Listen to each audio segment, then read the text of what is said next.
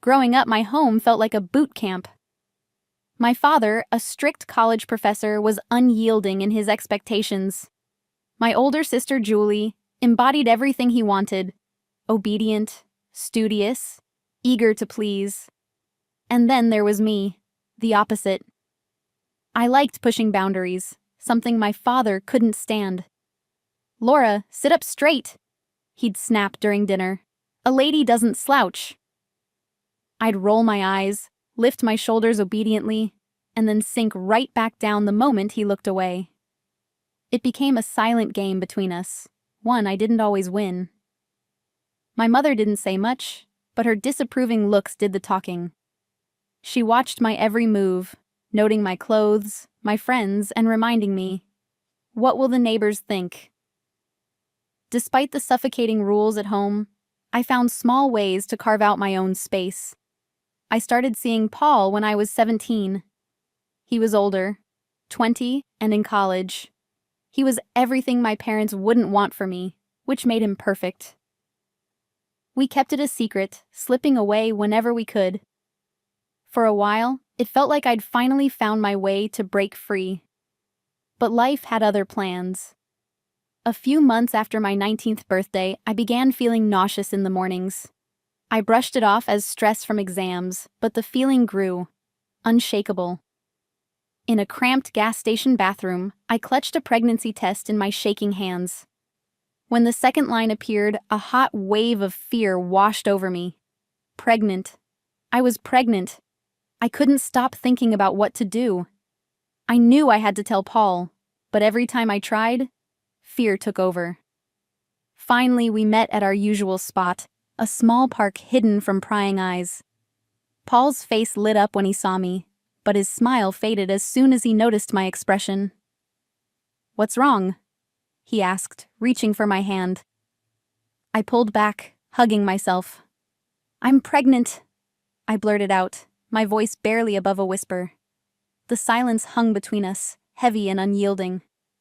Paul's face twisted from shock to disbelief, and finally, fear. "Are you sure?" he stammered. "I took 6 tests," I whispered, feeling tears prick my eyes. Paul's face went blank, and he ran a hand through his hair, a coldness settling in his eyes. "You need to get rid of it," he said, his voice low. "An abortion, Laura. It's the only option." The words stung like a slap. "Get out of my sight," I hissed, turning away. Without a word, he left, leaving me alone to face the impossible decision. Telling my parents was even harder. I waited until after dinner when my father sat in his armchair with his newspaper and my mother was quietly knitting. Julie lingered nearby, always the perfect child, oblivious to my inner turmoil. "I have something to tell you," I said, my voice shaking. My father lowered his newspaper, narrowing his eyes. "I'm pregnant." The room fell into chaos. My father's face turned red, his words laced with anger and disappointment. My mother's expression twisted in horror as she wailed, "What will the neighbors think?" Julie simply stared, her face a mixture of shock and disgust. "You'll get an abortion," my father finally declared, his tone brokering no argument. "We'll find a discreet clinic. No one needs to know about this mistake." Despite my hesitation, the pressure was too much to bear. A few days later, I found myself in a doctor's office, my mother and Julie at my side, their presence like prison guards. The doctor, a gentle woman in her 50s, scanned my chart and looked at me with concern. "Laura," she said quietly, "there's something important I need to tell you. Due to your medical history, if you have an abortion, there's a high risk you might never be able to have children again." Her words hit me like a tidal wave. I would never have a child again? The decision became clear.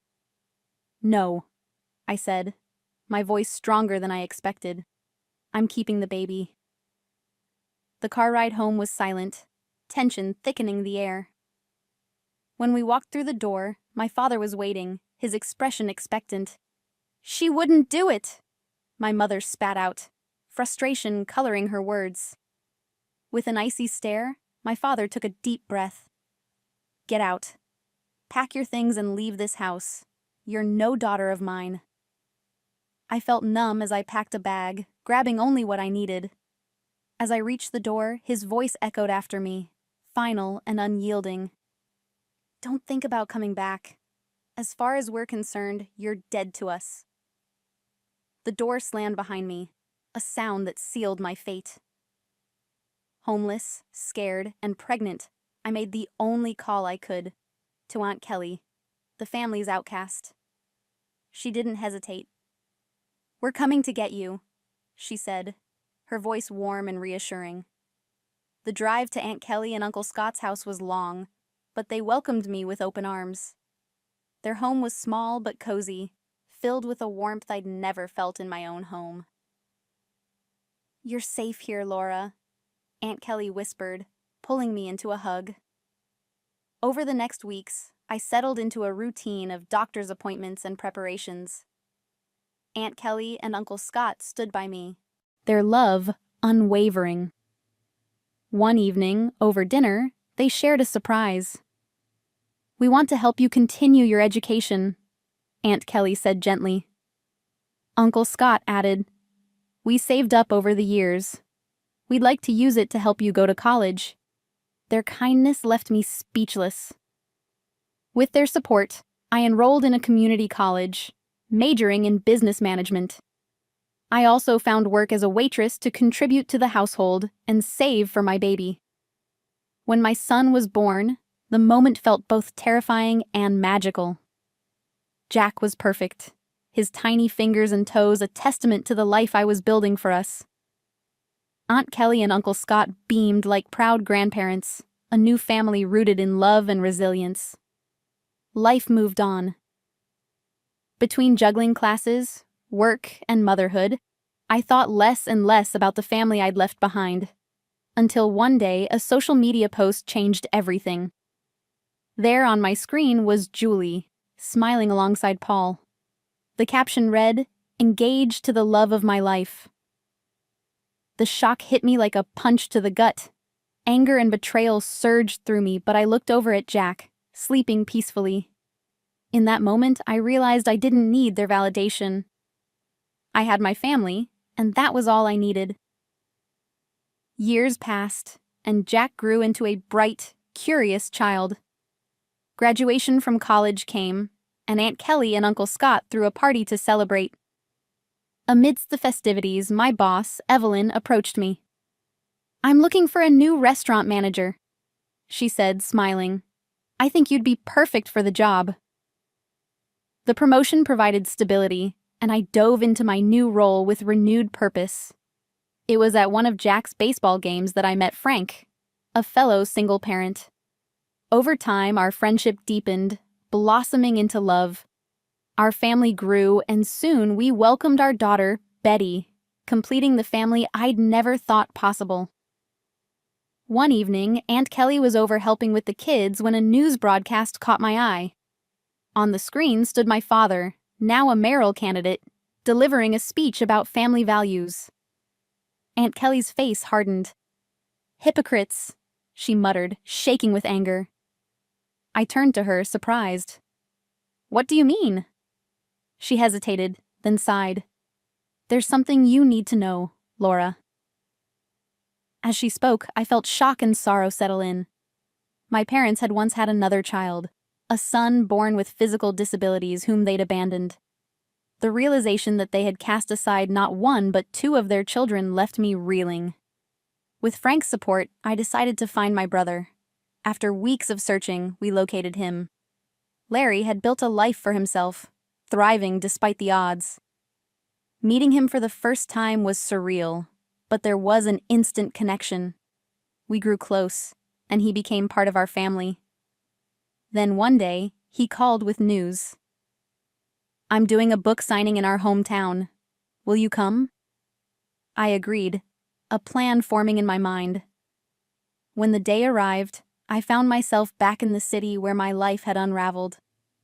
The book signing was packed, and as I took my seat, I saw my parents in the front row, unaware of my presence. Larry rolled onto the stage, his story captivating the audience. As he spoke about his abandonment, I watched my parents' faces, searching for any hint of remorse. But there was none. Then Larry turned to the crowd. "I found my family. My sister Laura is here today." He extended a hand, and as I joined him on stage, a collective gasp filled the room. My parents' faces paled, their carefully curated image shattered. As they tried to slip away, I stopped them. "Stay," I called out, my voice echoing through the silence. It's time the truth came out. In front of the crowd, I revealed the hidden chapters of our family's story, the lies, the shame, and the abandonment. The fallout was immediate.